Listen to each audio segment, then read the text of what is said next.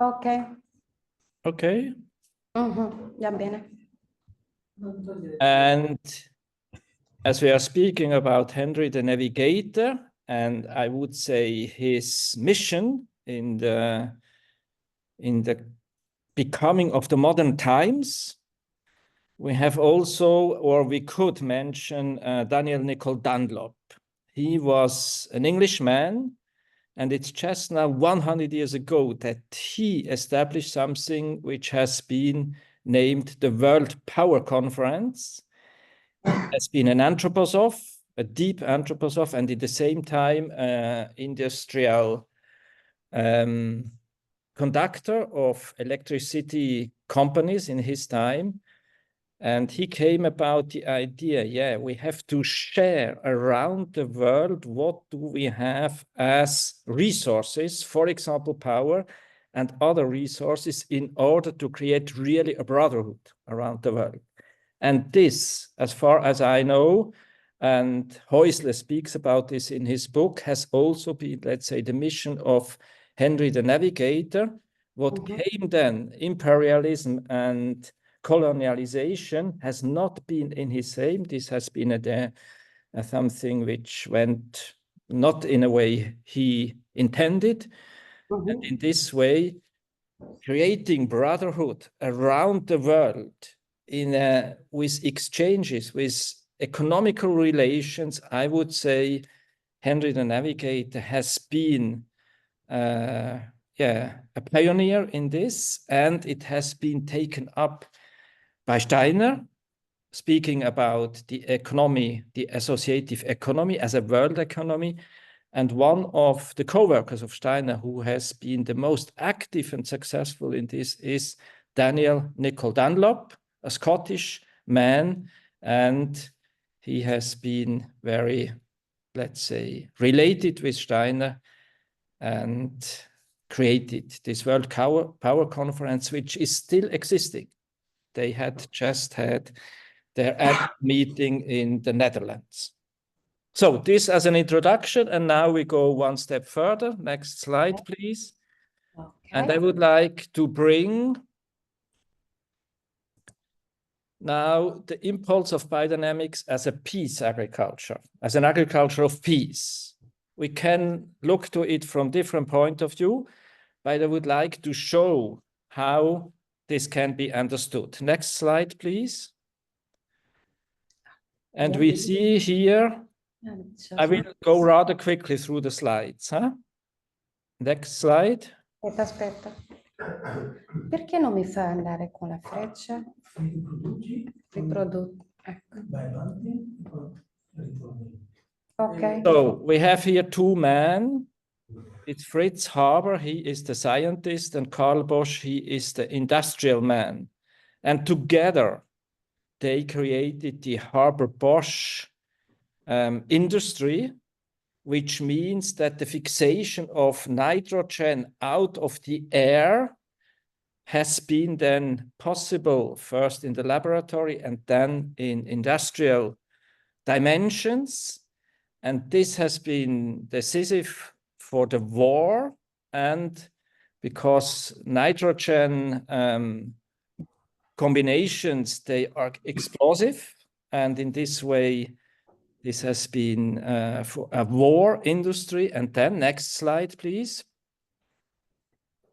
When the war has been over, First World War I'm speaking about, the big war from 1914 to 1918, yeah, this industry has been in place, and we see how the production went up and who has been, let's say, the buyers of this nitrogen stuff. And next slide, please. This is agriculture.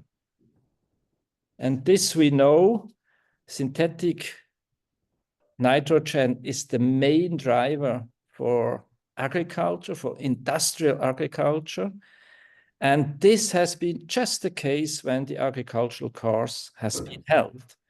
1924, 100 years before now, the agricultural course has been held, and the people who ask Steiner, to give indications out of anthroposophy for agriculture, which became the biodynamic agriculture with the Demet trademark, they had been in the situation that just the nitrogen came to the farms.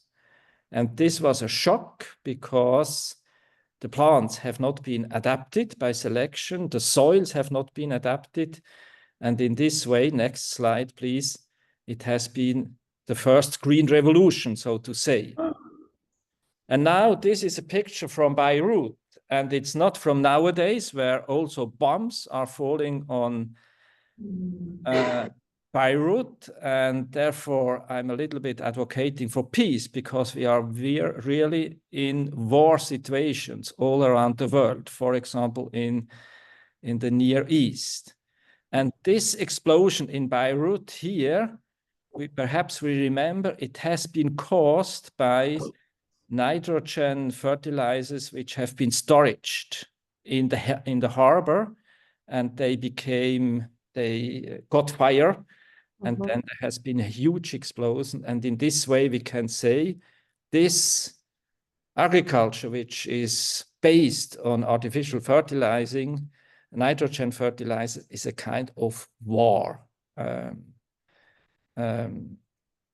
agriculture, because it's creating kind of explosion in the soil, in the plants, in order, and they have no other choice to grow. It's not an inviting, not a peaceful way to deal with life. It's a kind of power play with life. And when it's not, and what we can see here, when it explodes, it's very, very, let's say, disastrous. And in certain extent, we can say this happens in the soil and in the plants when we fertilize with this kind of stuff. Now, we go next slide. And now we have two other men. We have had Haber-Bosch, and here we have Steiner and Karl Keyserlingk. And Steiner is the scientist, and we can say Keyserlingk is, as Bosch, the one who has industrial capacities in his hands. And the both of them, next slide please, they work together in order to bring about what we call nowadays biodynamics. It means really a new agriculture, an agriculture of the future, but in a peaceful way. This is the little castle in Kobrowitz, where the course has been held in June 1924. And on the right side, you see the new edition of the agricultural course as a book. And very luckily, we have also now already the translation in Portuguese, which has been done by Ambra and her team. And it's really lucky that we have this wonderful book, and congratulations that this has been possible. Yeah. They are here with us. The Ambra, yeah. Okay, next slide. Just to give you an impression of the content of the agricultural course, this is the blackboard drawing from the second lecture. And many, many things are here on this blackboard. Perhaps on the left side, you can see a circle with a point in the middle and the arrows going to the middle. So it's the contrary of an explosion. It's a kind of taking in the cosmic influences in a seed corn. There in the middle is designed a seed corn, and this is much more the gesture of our agriculture to bring the cosmic dimensions in what is in our hands when we farm, and not to create explosions that things are destroyed. Next slide. And here we see it's a drawing just trying to show the agricultural organism or individuality. And we see that by closing the cycle of the substances, we have the fodder, which is eaten by the cow. Then it's digested, completely transformed in the digestion of the cow. It goes then to the manure. With the manure, we make a compost type where we have a complete other transformation, and then it goes in the soil and we have the third transformation. And in this way, by relating the plants, the animals, and the soil. And this, close this circle of substances, we create kind of conditions that the nitrogen is healthy, is balanced, is in harmony with the life on our farms. Next slide.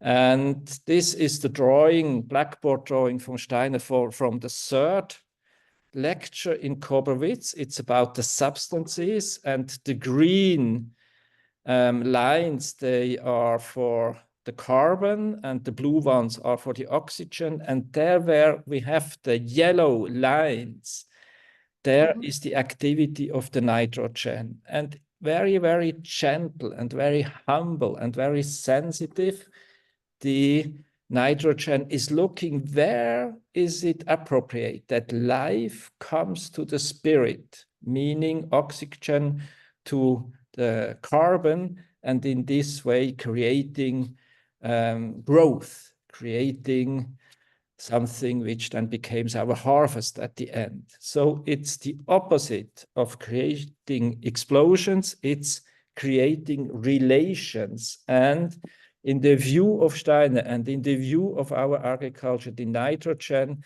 is in this way the champion of sensitivity and of relating in a just way what happens in the proteins, in the other substances, and in all life relations, what we do on our farms.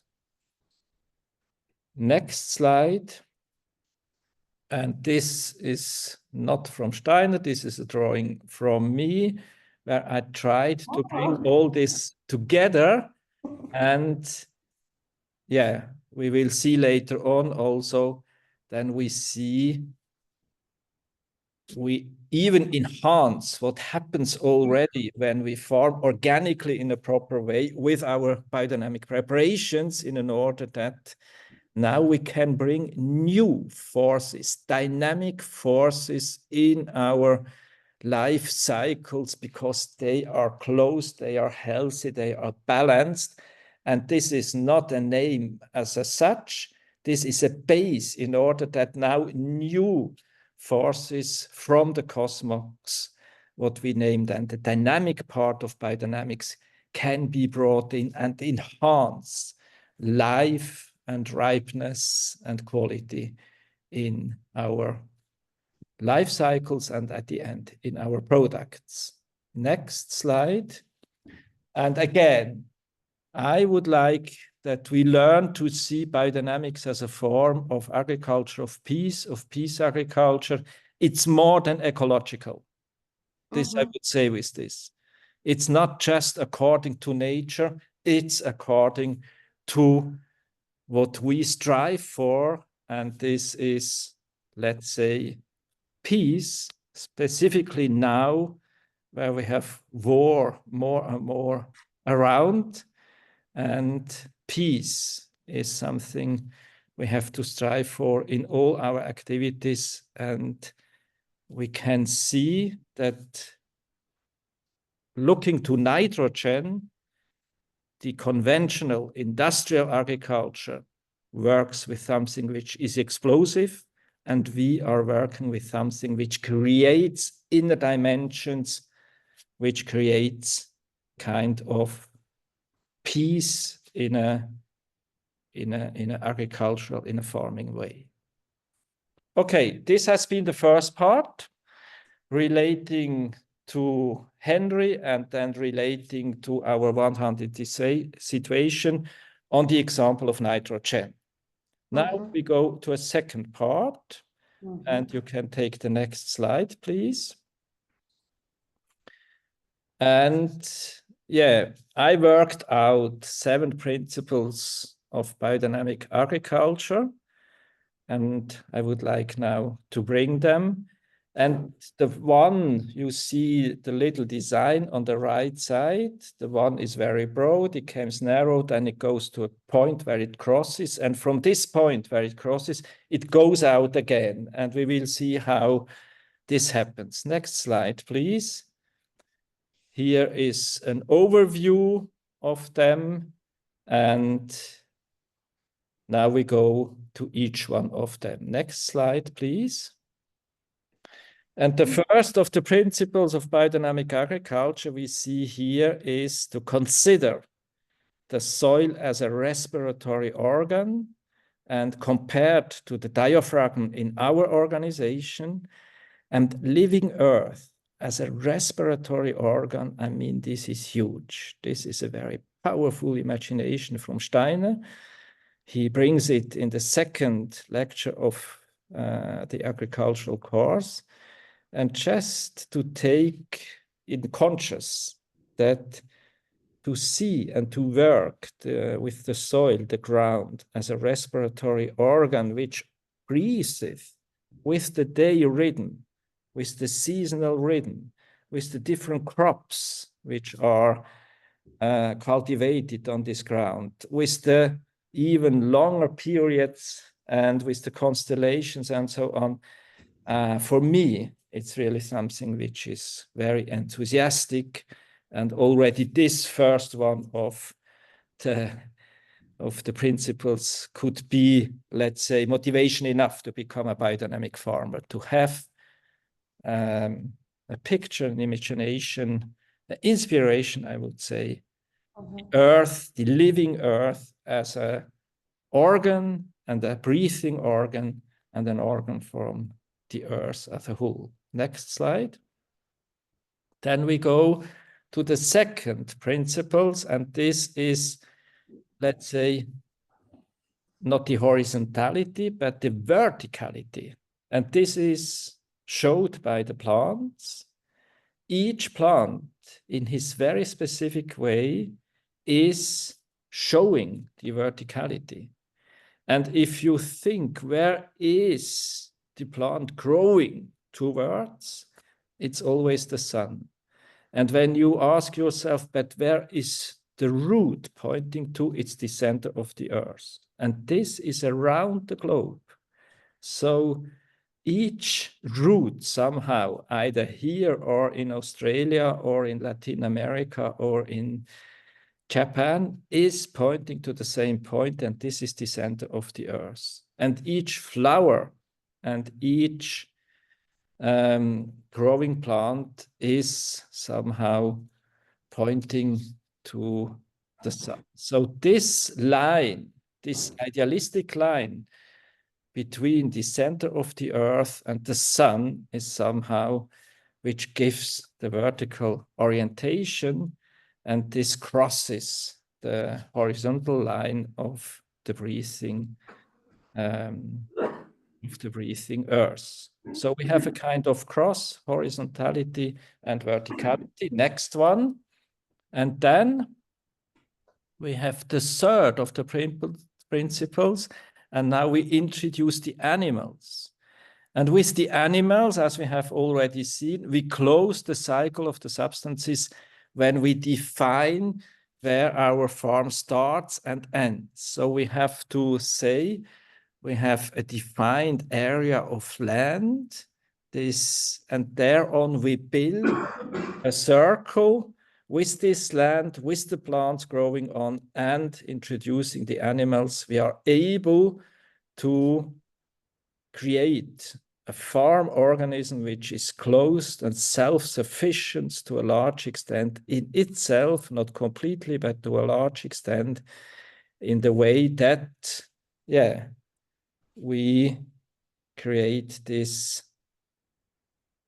farm organism. And of course, it's the nature of the animals which allows this, because they are not open and, let's say, directly related to the sun, but they are closed. They have an inner life, they have a soul life. And the ones of them who are specialized in digestion, as the ruminants, the different ruminants, but specifically the bovines, they can really help us to digest what comes out of the ground by the rising sun in the spring and summertime. they eat, make out of it manure, and with this manure we can do our composting and then enhance fertility of our soils, which we can also show scientifically in a way that, yeah, year after year, even when we take out our harvests, we enhance our fertility of our soil. And this is, let's say, the basic way to farm also for biodynamic operations. Next. And now we go one step further, and okay, the design is what it is, but what I have had as a bigger circle on the former slide, now the circle you see here is again here. Yeah, you can show it. Thank you. But it's not a closed. It's closed, but it's an interlapping. It's an interface between two completely open lines. And it means that what we have closed now can interrelate, can dialogue with what is outside. Yeah. And we can see that this closed, let's say, organism of our farm is in the same time something which has in itself, in a new way, let's say, the openness to the cosmos and the openness to the deepness of the earth. And this becomes active and becomes in this way, yeah, agricultural spoken, relevant when we do the preparations. I will say with this design that, with this drawing, that the preparations, they now help that what has been closed on an earthly level can be opened up again in order that new life forces can be introduced in our farms. Next, please. So the preparations are this crossing point where now we bring together what we have had separated, soil, plants, and animals. And when we do the preparations, as for example, the horn manure, we take something which is from the plants, the manure, which is digested plants, and the horn, which is from the cow. And then we do it with the seasons, digging in the winter time and then spraying it out. So we work with what we have from nature now in a very new way. One can say we cultivate nature on a new level. Next. Okay. And now we have the horn silica preparation, which is the second one and which helps us to relate our plants in a more intensive way to light and warmth. And even when one is in the south, as for example in Portugal, it helps to work in a proper way with the silica preparation. It's not only enhancing light and warm, it's balancing. It helps also when you have too much heat or too, let's say, strong radiation of sun. If we apply the silica preparation, it helps to be more in a harmonious relation with what came from outside. Next, please.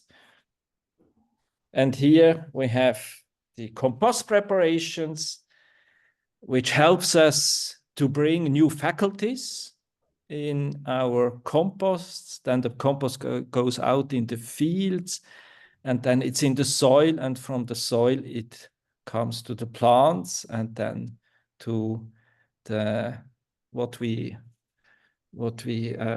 have from our plants to what are our products. And in this way, one can say they are, let's say, biostimulators but we can also, and we can show this also scientifically more and more.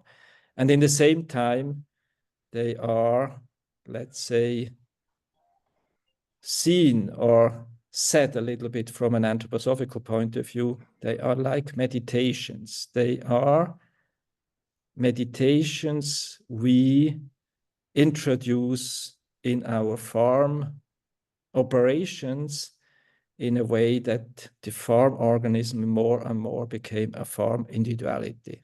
It evolves from organism to individuality with the preparations, specifically the compost preparations, and we can see them, yarrow and chamomile and the others, as we would do meditations, and we invite, I would say in this way, our farms for an inner development, a cultural development, but being active then also in an agricultural way.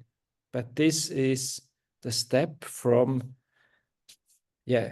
being ecological, a step to being, really cultural in a deeper sense, that, spirituality handled by ourselves can penetrate in the earth, in the plants, and be in our products. Next.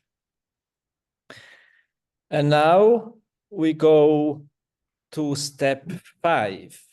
We came from 1, 2, 3, and 4 has been the crossing point. We see it always on the right side, this little scheme, how the 7 principles they relate.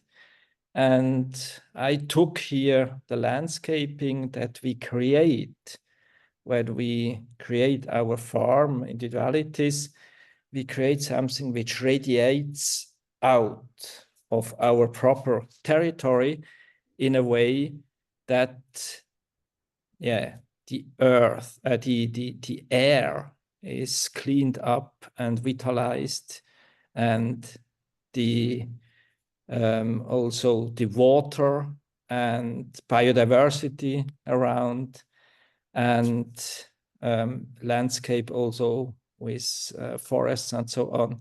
So I take the view here with this 5th principle, that when we farm biodynamically for the ecological surrounding, we do something which is healthy, which radiates, and which is more than just on our small pieces of land we have.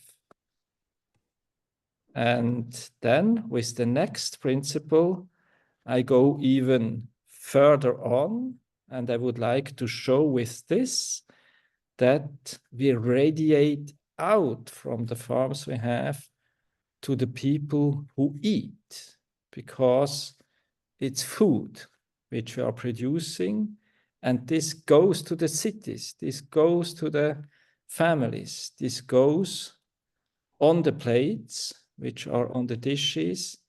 And so, I would like to show with this that biodynamic farming is radiating in the social surrounding, is really creating its effects in the social communities around. Here we have the bridge clearly from, let's say, creating healthy farms, let's say living farms, and then creating living social communities with this. For example, with the products, with the food or other products we produce.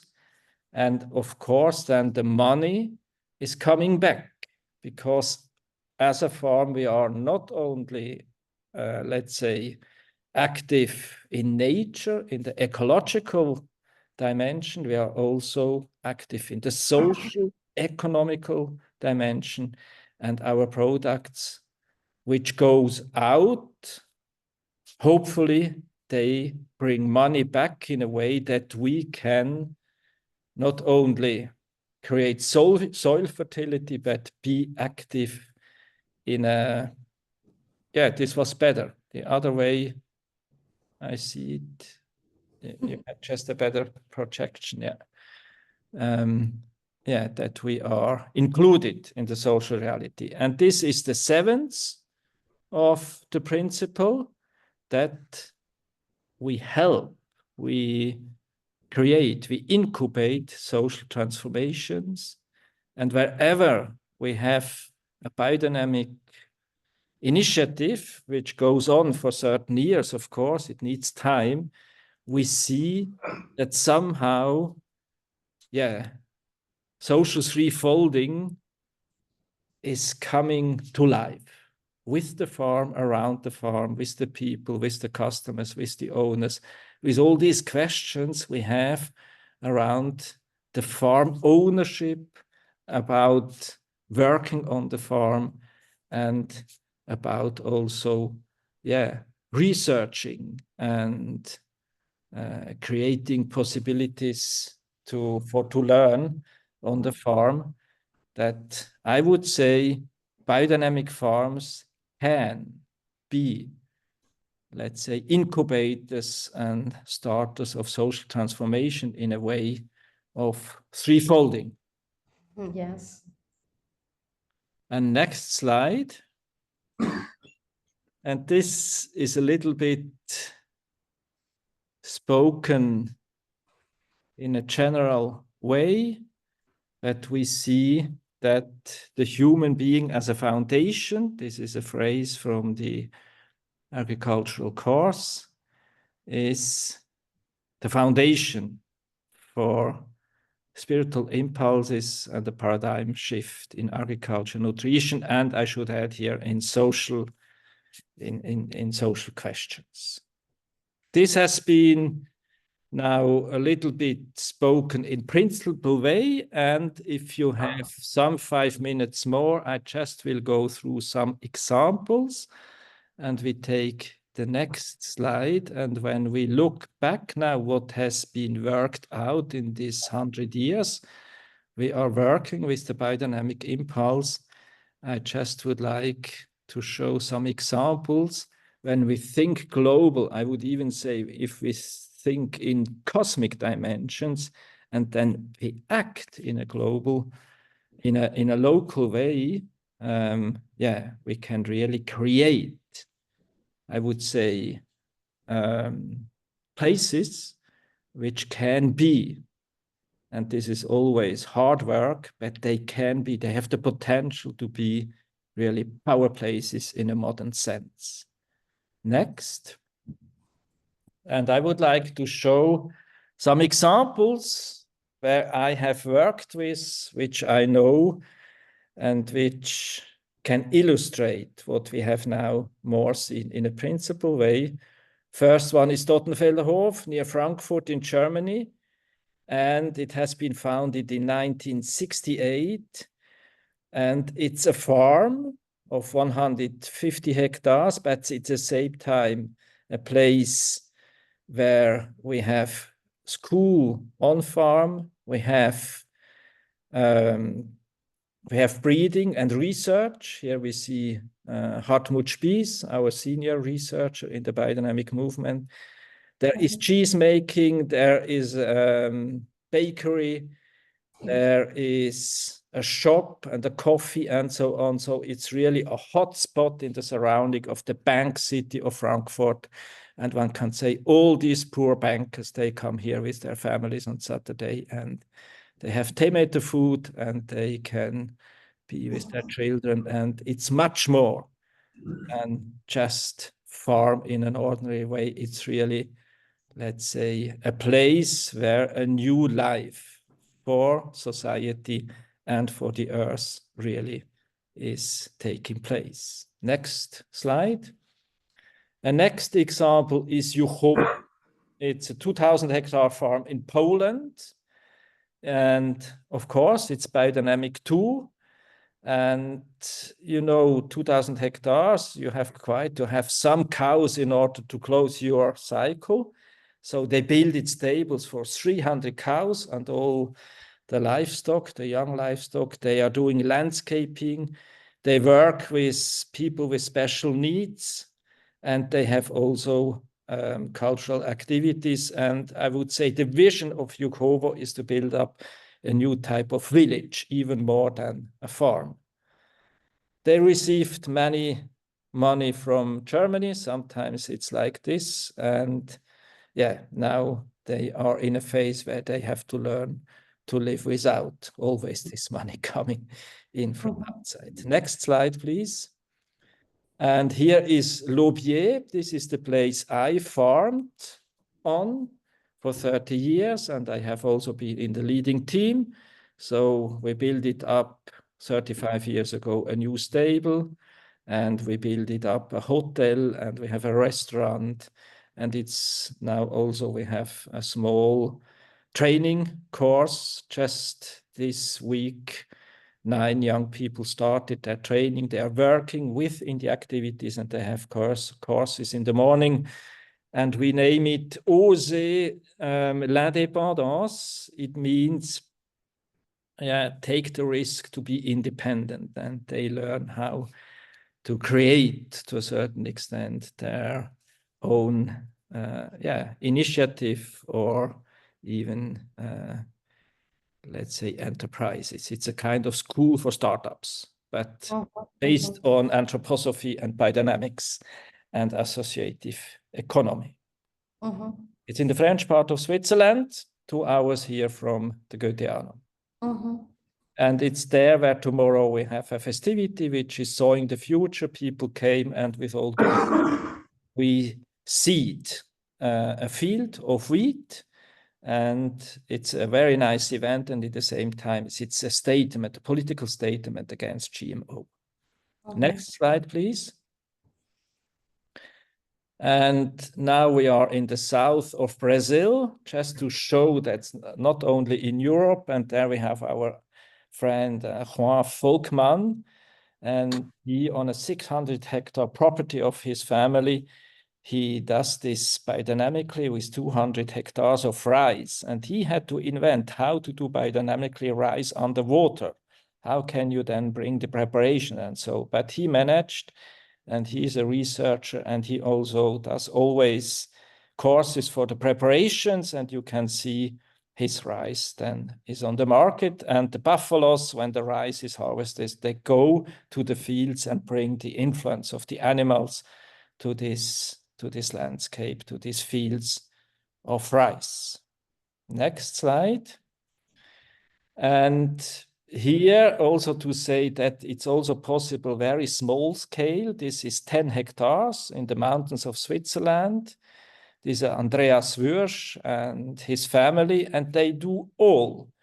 They do milk, and they do cheese, and they have vegetables. They have a shop on their farm, and it's only 10 hectares, but just to show that it's not only or always a question of size, it's a question of being inspiration, to have inspirations and to have a strong will to really make it happen. Next slide. And this is a very powerful example from urban farming. It's in Rosario. It's a city in the Pampa of Argentina, on the Rio Plato. And around is the Pampa. And the Pampa has been a cattle and beef production land, and now it's all soybean.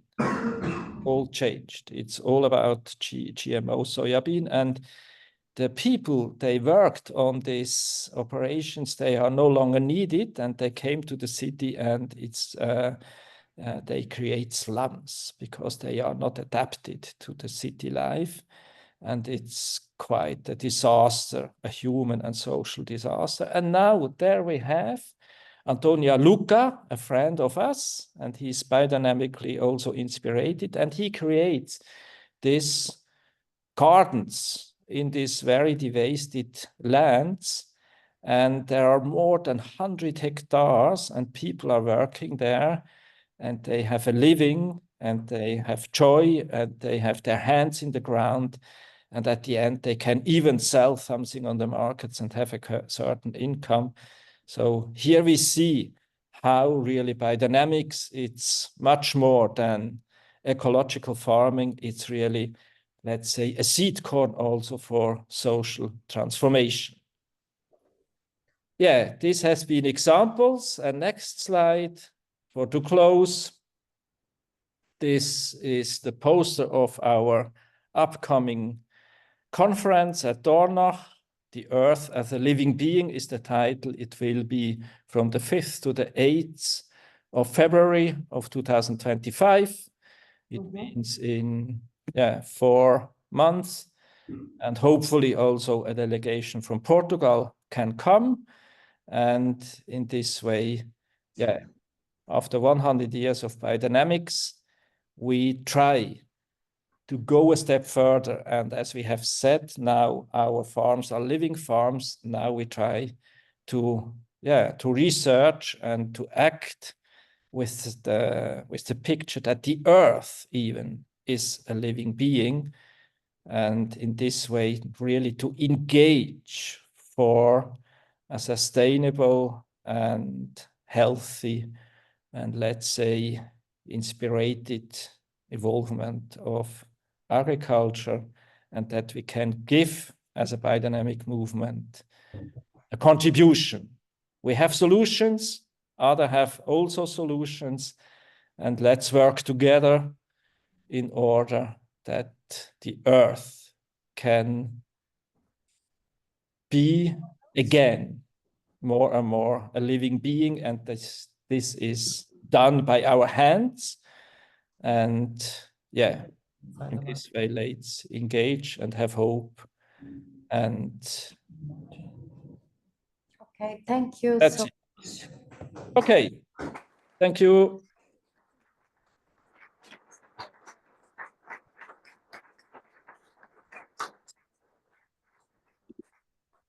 This is the people here. Yeah. Yes.